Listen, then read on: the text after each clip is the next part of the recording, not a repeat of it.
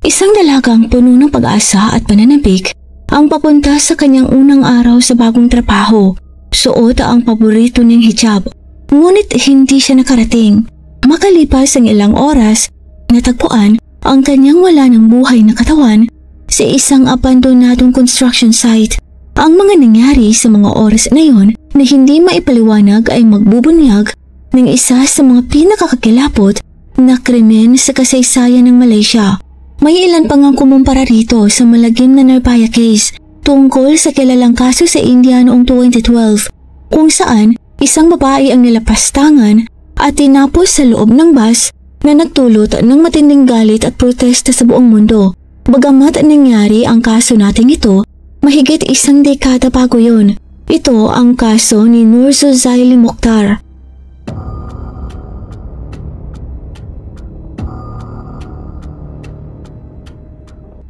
October 7, taong 2000 sa Selangor, Malaysia. Isang bus ang bumabiyahe sa isang tahimik na kalsada at sa paningin ng karamihan, wala itong kakaiba. Ngunit para sa apat na taong nasa kalsada may mali. Sa isa sa mga bintana ng bus, nakita nila ang isang babaeng tila nasa panganib, takot, nagpupumiglas at ang malinaw na humihingi ng tulong. Agad silang kumilos at sinundan ng bus. Isang binatang 18 anyos ang mabilis na nagbisikleta upang habulin ito. Isa pa ay nakasakay sa motorsiklo. Habang ang dalawa pang mas nakatatanda, isa ay nasa kanyang 50s at ang isa ay lokal na driving school instructor, ay sumama sa habulan sa sarili nilang paraan. Nang mapansin sila ng driver, galit itong sumigaw na tigilan na nila ang pagsunod. Pero hindi sila umatras. Patuloy nilang tinunto ng bus sa mga kalapit na kalsada. Sa isang punto, biglang nag-reverse ang driver bago muling umarangkada ng mabilis at padalos-dalos. Di nagtagal, lumiko ang bus patungo sa isang liblib na lugar at tuluyan na itong nawala sa paningin ng grupo. Makalipas ng ilang oras, isang nakaraan ang nakadiskubre ng nakakikimbal na tanawin sa isang inabandonang construction site sa tahimik na bahagi ng bayan ng Taman Bukit Tinggi. Katawan ng isang dalagang nakahandusay sa lupa. Ayon sa ebidensya, siya ay inatake at tinapos. Kalaunan, kinumpirma ng mga otoridad ang kanyang pagkakakilanlan, si Noor Zuzaili Mokhtar, 24 years old.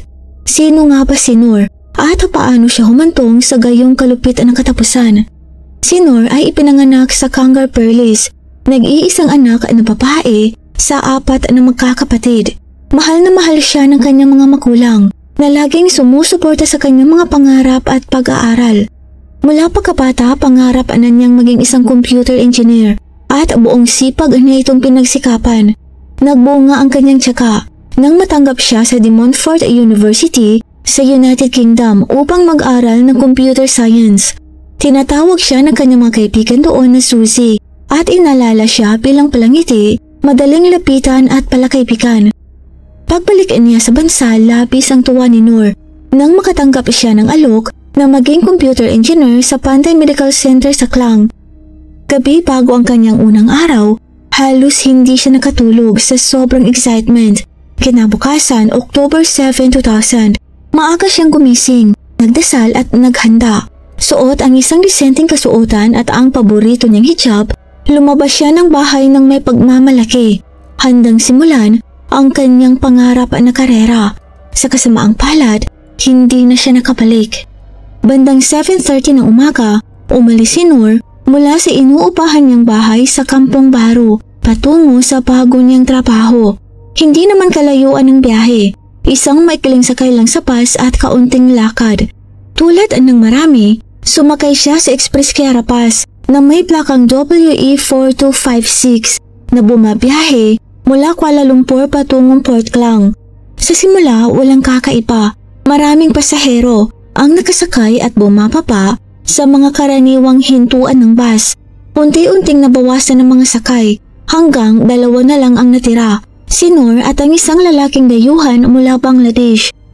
Nang bumaba rin ang lalaki na yon, si Noor na lang ang naiwan. Tahimik siyang nakaupo gamit ang kanyang telepono. Marahil iniisip ang magiging unang araw niya sa trabaho, puno ng pananabik at kaunting kaba. Hindi niya alam na malapit nang magbago ang lahat. Dahil ang nagmamaneho ng bus, si Muhammad Hanafi Abdulrahman, ay palihim nang nakatingin sa kanya.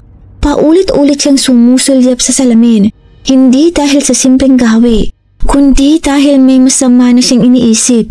Unti-unti, ang pagtingin ay naging malaswang pagnanasa. Sa halip na ituring si Noor bilang pasahero, tiningnan niya itong parang biktima. Hindi na siya nagdalawang isip. Imbis na ihinto ang bus malapit sa Pantai Medical Center kung saan dapat bababa si Noor, ibinaybay niya ang bus patungo sa mas liblib na kalsada sa Jalan Bukit Tinggi. Sa una, maaaring inakala ni Noor na dahil yun sa trapiko, pero nang dumaan sa mga hindi pamilyar na kanto, nagsimulang magduda si Noor. Nang magtama ang kanilang mga mata sa rearview mirror, nanindig ang balahibo ng dalaga. Ang tingin ng driver ay hindi normal, tila nanlilikalig. Tumayo si Noor mula sa upuan, pilit pinapakalma ang sarili. Ramdam niya ang bilis ng tibok ng kanyang puso. Ngunit bago pa siya makagalaw, bigla siyang sinunggaban ni Hanafi. Sinamantala ang pagka-empty ng bus at ang katahimikan ng daan. Sa sandaling yun, alam na ni Noor na hindi na siya makakarating sa trabaho. Sinubukan niyang sumigaw, humingi ng tulong. Umalingaw-ngaw ang kanyang tinig sa loob ng bus, ngunit walang makarinig. Sa gulatan ng driver sa kanyang mga sigaw, agad niya itong pinigilan, hinahawakan sa paraang labag sa kanyang tangal. Lumaban si Noor, hinahampas ang bintana, umaasang may makakita. Sinaktan siya ng driver upang patahimikin. Ang sumunod ay ilang minuto lang nangyari, pero para kay Noor, parang napakahabang oras ng bangungot na yun sa isang lugar na dapat ay ligtas, ang pampublikong bus. At sa wakas may nakakita sa kanya. Habang patuloy siyang nagpupumiglas, nagsimula ng hubarin ni Hanafi ang suot niyang long sleeve. Sa labas ng bus, 4 na tao ang napadaan sa kalsada sa mismong oras na yon. Nakita nila sa loob ng bus ang isang babaeng walang pang-itaas na umiiyak at humahampas ng malakas sa salamin. Isa sa kanila ay si Tifan, 18 years old na estudyanteng papunta sa kanyang tutorial class sakay ng bisikleta. Napansin niyang nakaparada ng kakaiba ang bus sa lurong pigagaklang at nang lumapit siya, nakita niya ang nakakatakot na eksena sa loob. 3 pa ang sumama sa kanya. Isang lalaking nakamotorsiklo, isang nasa 50s at isang instructor sa driving school. Lumapit si Tifan para masilayan ng driver, isang lalaking matipuno na naglalakad pabalik sa upuan habang inaayos ang kanyang pantalon. Nang makita sila ni Hanafi, bigla niyang narebersa ang bus at mabilis na umarangkada pabalik sa Taman Chiliong. Sinundan siya ng 4, ngunit mabilis siyang nakalayo at nawala sa kanilang paningin. Pagdating sa isang liblib na lugar sa Taman Bukit Tinggi, tuluyan niyang isinakatuparan ang kanyang karahasan. Walang nakarinig o walang nakakita. Sa kabila ng matinding paglaban, pag-iyak at pagsusumamo ni Noor, siya ay tuluyang natalo sa lakas at kabangisan ng mas malaking lalaki. Sa huli, ginamit ni Hanafi ang mismong hijab na suot ni Noor at ipinulupot ito sa leeg ng dalaga habang patuloy na marahas na ipinapasok ang sarili sa loob nito. Patuloy pa ring lumalaban si Noor, ngunit unti-unting nawalan siya ng lakas hanggang sa marinig ang tunog ng pagkapali ng kanyang leeg. At sa iglap na yon, si Noor Suzaili Mokhtar ay wala na. Nang matiyak na wala na siyang buhay, binuhat ni Hanafi ang katawan ni Noor patungo sa pintuan ng bus. Ibinaba at iniwan sa tabi ng isang construction site na parang walang halaka. Mabilis siyang umalis, tinatalikuran ang kanyang ginawang krimen. Makalipas ng ilang oras, isang nagdaraan ang pumasok sa construction site at doon ay nakakita ng tanawing hindi niya agad maiproseso. Nakahandusay sa lupa ang isang hubad na babae, puno ng pasa at ang kanyang hijab ay mahigpit na nakapulupot pa rin sa kanyang leeg. Isa sa kanyang mga sapatos ay nakakapit pa sa kanyang paa. Natigilan ng nasabing tao, pinilit unawain ang nakikita at agad na tumawag sa mga pulis. Mabilis na naitala ang ulat at tumating ang mga otoridad sa pinangyarihan. Malapit sa katawan ni Noor, nakita nila ang isang long sleeve na pangitaas at palta. Marahil iyon ang suot niya bago ang pag-atake. Walang bag, walang ID, walang kahit anong magpapakilala sa kanya. Ang autopsy ay isinagawa ni Dr. Halim bin Mansar, isang forensic pathologist sa ospital, at ang resulta ay nakapanlulumo. Ang sanhi ng kamatayan ay pagkakasakal gamit ang lubidotela at malakas na hampas sa ulo. Nakitaan si Noor ng 44 na hiwalay na sukat, kabilang ang bali sa leeg, malinaw na palatandaan ng matinding karahasan. Kinumpirma ni Dr. Halim ang presensya ng similya at DNA ng lalaki sa parehong masilang bahagi ng katawan at puwitan ng dalaga na nagpapatunay na siya ay nilapastangan at pinagsamantalahan bago tapusin. Samantala, tuloy ang investigasyon. Sinimulan ng pulisya ang paghahanap sa mga saksi na nakakita kay Noor sa bus noong umaga ng insidente, kabilang ang 4 na sumubok humabol tulad ni Devan. Sa pamamagitan ng kanilang mga salaysay, muling nabuo ng mga investigador ang ruta ng bus hanggang sa matukoy nila kung sino ang nagmamaneho. Ang pangalan niya Hanafi Mathasan. Nang lumabas ito sa publiko, nagsimula ang mga tanong. Kilala ba niya si Noor? Planado ba ito o basta na lang nangyari? Ngunit may mas mabigat pang revelasyon. Hindi si Noor ang unang biktima ni Hanafi. Noong panahong yun, 34 years old si Hanafi, tubong Bitchay Kelantan. Pang-7 siya sa 8 magkakapatid. Sa unang tingin, para lang siyang ordinaryong lalaki na nagsusumikap para sa kanyang pamilya. Nakatira siya noon sa Patchok, ikinasal na ng pang-4 na beses at may 3 anak na babae mula sa mga naunang asawa. Sa labas kung titingnan, mukha lang siyang lalaking malas sa pag-ibig, pero sa likod ng pinto, ibang-iba ang kwento. Ayon sa tala ng pulisya, may kasaysayan si Hanafi ng marahas na krimen, lalo na sa sexual na karahasan. Noong 1998, nahatulan siya ng panggagahasa sa isa niyang dating asawa sa Mikanta, Pahang. Noong 1994, kinasuhan siya sa Subang Jaya, Selangor. At noong 1996, nahatulan siya ng pagnanakaw na nagresulta sa pananakit sa Chukay, Terengganu. Dahil dito, nagsilbi siya ng 30 months sa kulungan at tumanggap ng 2 palong ng ratan. Akala ng iba, baka nagbago na siya pagkatapos makulong. Nagpalipat-lipat siya ng trabaho at kalaunan ay naging bus driver. Ngunit nakapapahala, 10 araw pa lang siya sa trabaho nang gawin niya ang krimeng yayanig sa buong bansa. Nang matagpuan ang wala ng buhay na katawan ni Noor, mabilis na kumilos ang pulisya. Natuntun nila ang bus na ginamit at kinumpirma na si Hanafi ang driver. 3 araw matapos ang krimen, inaresto siya sa Port Calang Bus Terminal bandang 2:45 ng hapon. Habang nasa kustudiya, tinanong siya tungkol sa biktima at sa kanyang mga gamit. Pagkalipas ng 5 oras ng interogasyon, pumayag siyang dalhin ng mga pulis sa isang lugar sa North Klang Terminal. Sa isang liblib na sulok, itinuro niya ang isang kanal. Sa loob nito, natagpuan ng mga pulis ang kanyang itinapon na bag. May lamang mga gamit pampaganda, personal na gamit at pinakamahalaga, ang mga identity documents. Kinumpirma na ang babaeng itinapon sa construction site ay si Noor Zaili Mukhtar, 24 na taong gulang. Nang makumpirma ang kanyang pagkakakilanlan, ibinalik na ang kanyang katawan sa pamilya. Ngunit ang pagbabalik na ito ay puno ng sakit. Ang anak ng babae na lumisan para simulan ng pangarap ay ngayon ay iuuwi upang ilibing. Idinaos ang libing sa Kangar Perlis, bayan ni Noor. Dumalo ang mga kaibigan, kamag-anak at mga kapitbahay. Puno ng dasal, luha at katahimikan ng buong komunidad habang inaalala ang isang dalagang ginawa ang lahat ng tama. Ngunit naging biktima pa rin ng isang napakasamang krimen. Samantala, naghahanda na ang pulisya para isampa sa korte ang kaso laban kay Hanafi Mathasan. Nakatakda ang unang paglilitis sa November 1, 2000. Ipinatawag ang mga saksi, ang 4 na humabol sa bus, mga forensic experts at iba pang kaugnay sa investigasyon. Sa unang interogasyon, umamin si Hanafi na nilapastangan niya si Noor at ang dahilan daw niya, hindi na raw napigilan ng sarili matapos makita ang ngiti at ganda nito. Isipin mo yun, wala namang ginawang mali si Noor. Sumakay lang siya ng bus. tahimik na umupo, ngumiti marahil bilang pagkalang.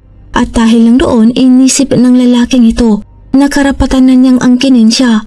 Batay sa kanyang pag-amin at sa dumaraming ebidensya, formal na kinasuhan si Hanafi na noon ay 34 years old ng paghalay at pagtapos ng tao. Ayon sa batas ng Malaysia noon, ang pagtapos ng tao ay may kaakibat na sapilitang parusang kamatayan at ang paghahalay ay may hanggang 20 years na pagkakakulong at hampas ng baston. Sinubukan ng kanyang depensa na igiit ang kanyang kawalang sala. Sinabing wala siyang kinalaman sa insidente, ngunit iba ang sinasabi ng investigasyon. 4 na buwan nang lumipas, March 12, 2001, humarap si Hanafi sa pagliliti sa Shah Alam High Court. Naging mahaba at mabigat ang proseso, 62 days ng pagdinig. Mahigit 55 na testigo ang tumistiko at sangkatutak na ebidensya ang iprinisinta. Isa sa pinakamatindi ay ang forensic DNA report. Tumugma ng eksakto ang similyang nakuha mula sa katawan ni Noor sa DNA ni Hanafi. Wala nang tanong, siya talaga yun. Sa sobrang tibay ng ebidensya, may mga ulat na maging ang sariling abogado ni Hanafi ay muntik nang umurong sa kaso. Pero kahit harap-harapan na ang katotohanan, patuloy pa rin sa pagtanggi si Hanafi. Oo, inamin niyang siya ang driver ng bus noong umaga na yun. Oo, kinilala niyang may babaeng sumakay at nagsabing papunta sa isang medical center sa Klang. Ngunit ayon sa kanya, bumaba ito bago makarating sa destinasyon. Dito na pumasok ang kanyang twist. Sinabi niyang hindi si Noor ang huling pasahero, kundi isang lalaki raw na kakilala niya ang sumakay pagkatapos. Nagkwento pa siya na habang nakikipag-usap sa lalaki na yon, muntik na niyang mabangga ang isang siklista. Tinutukoy si Tivan, ang binatilyong saksi na humabol sa bus. Ayon kay Hanafi, ang grupo raw ng mga lalaking humahabol sa kanya ay may dalang bakal at pamalo at tumakas siya dahil sa takot. Pero walang ebidensya para patunayan ito. Walang lalaking kakilala na lumutang. Walang armas na nakita. Tuluyang bumagsak ang kanyang kwento sa ilalim ng masusing pagsusuri. At tumating ang isang huling masakit na eksena sa kwento.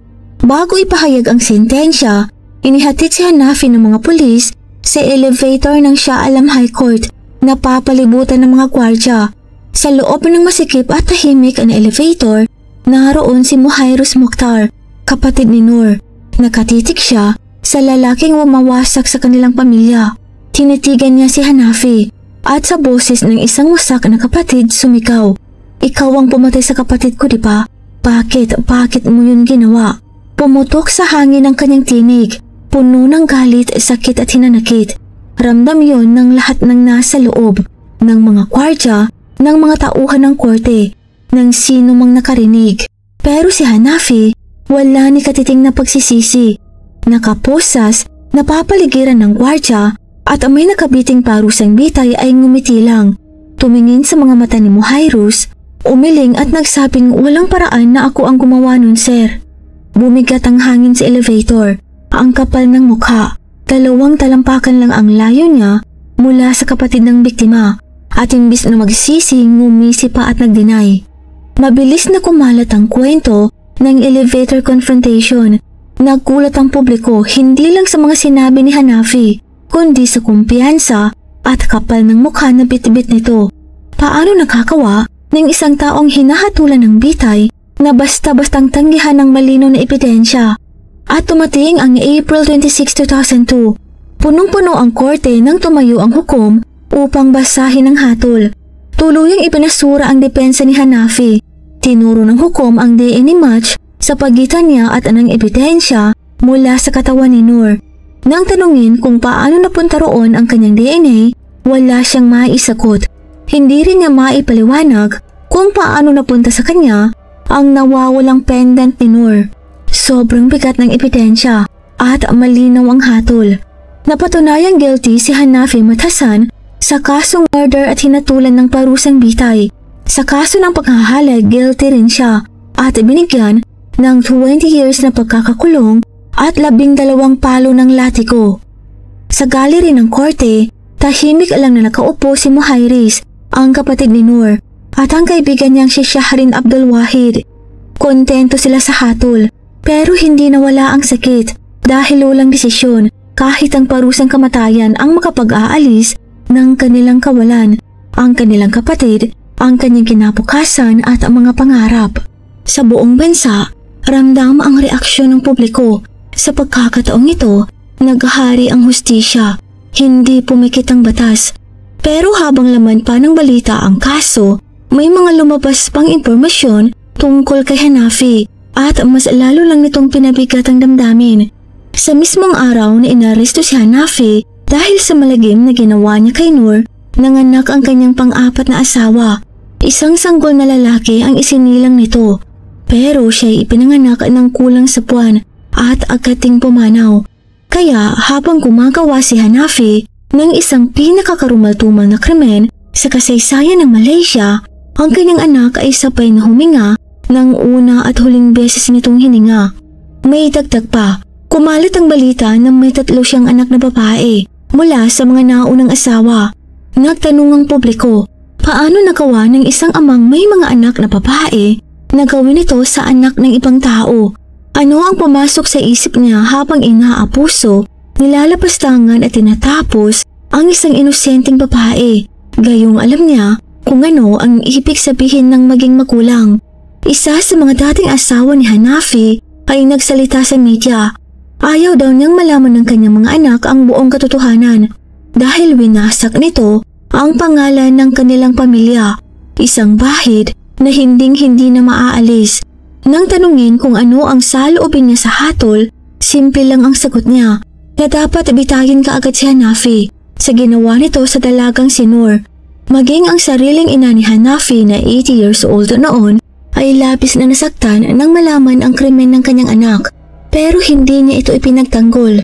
Pagkatapos ng lahat ang kumprontasyon sa elevator, ang hatol at nang masaksihan ng buong bansa kung sino talaga si Hanafi, naglabas ng opisyal na paghingi ng tawad ang pamilya ni Hanafi sa pamilya ni Noor. Pero si Hanafi mismo hindi kailanman yumuko. Ipinagpilitan niya pa ring wala siyang kinalaman sa nangyari kay Noor. Nag-apela siya upang baliktarin ang hatol at sentensya. Pero noong August 13, 2005, tinanggihan ito ng Court of Appeal. Noong December 12, 2006, pinagtibay ng Federal Court of Malaysia ang lahat. Bitay para sa pagtapos ng tao, 20 years na pagkakakulong at 12 palo ng latiko para sa paghalay. At kung hindi pa sapat ang kasuklam-suklam ng kanyang mga krimen, lalo pang ipinakita ng kanyang asal sa paglilitis kung gaano siya karahas. Tuwing may mga reporter sa labas ng korte para kunan siya ng larawan, nagwawala si Hanafi, nananapak, nananadyak at nanununtok ng mga reporters. Hindi siya umasta na parang lalaking lumalaban para mabuhay. Para siyang taong wala nang pakialam na wala nang natitirang mawawala pa. Matapos mabigo sa lahat ng apela, iisang landas na lang ang natitira, ang royal pardon mula sa Sultan ng Selangor. Pero tinanggihan din ito. Tuluyan ng naiselyo ang kanyang kapalaran. Mamamatay siya sa pamamagitan ng pagbitay. Noong December 19, 2008, 8 taon na matapos ang malagim na ginawa niya kay Noor, binitay si Hanafi Mathasan sa madaling araw sa Kadyang Prison. Inihatid ang kanyang katawan sa Kadyang Hospital para sa kumpirmasyong wala na itong buhay. At pagkatapos ay ibinalik sa kanyang pamilya. Siya'y inilibing sa kanyang bayan sa Binjay, Kelantan, sa kampong Kupor Dato Cemetery. Mulat sa poll, humanig sa buong bansa ang kaso nito. Mga headlines, segment sa TV at tawag sa radyo, puno ng galit at pagkabigla. Maging ang Prime Minister na si Mahathir Mohamad ay hayagang kinundi na ang krimen. Nagbukas din ito ng mas malalim na usapan. Paano nangyari ito sa loob ng pampublikong bus? Marami ang nananawagan ng reforma ng kaligtasan, gaya ng pagpapawal ng tinted bus windows na nakakahadlang sa mga tao sa labas na makita ang nangyayari sa loob. Simple lang ang punto. Kung mas nakikita si Noor, baka may nakialam ka agad. Kasabay nito, isa pang panibagong kaso ng kagaya kay Noor na pinagsamantalahan na tinapos. Ang kaso ni Noor Shuhada Purak ang muling nagpagalit sa publiko. Lalong naging malakas ang panawagan ng mga grupong pangkababaihan para sa mas mahigpit na batas laban sa panglalapastangan at mas mabuting proteksyon sa kababaihan, lalo na sa pampublikong transportasyon. Nagkaroon din ng seryosong talakayan tungkol sa pagpapawal sa mga kriminal na napatunayang nagkasala, lalo na ang mga may kasong sexual na magtrabaho sa larangang may direktang responsibilidad sa kaligtasan ng publiko, hindi bilang diskriminasyon, kundi bilang basic safety measure. Para sa marami, oo na ibigay ang hustisya, pero nananatili ang mga tanong at kirot mula sa kaso ni Noor. Hindi siya lumabag sa batas, hindi siya sumukal. Ginawa lang niya ang ginagawa ng milyong-milyong babae araw-araw. Pumasok sa trabaho, nangarap, sumakay ng bus papunta at pauwi. Pero ang taong nasa likod ng manobela noon may mabigat na criminal record.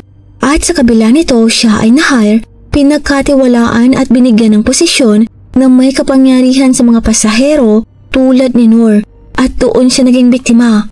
Kaya ang tanong, paano nagkakaroon ng ganitong klaseng kasaysayan ang isang taong binibigyan ng responsibilidad para sa kaligtasan ng iba?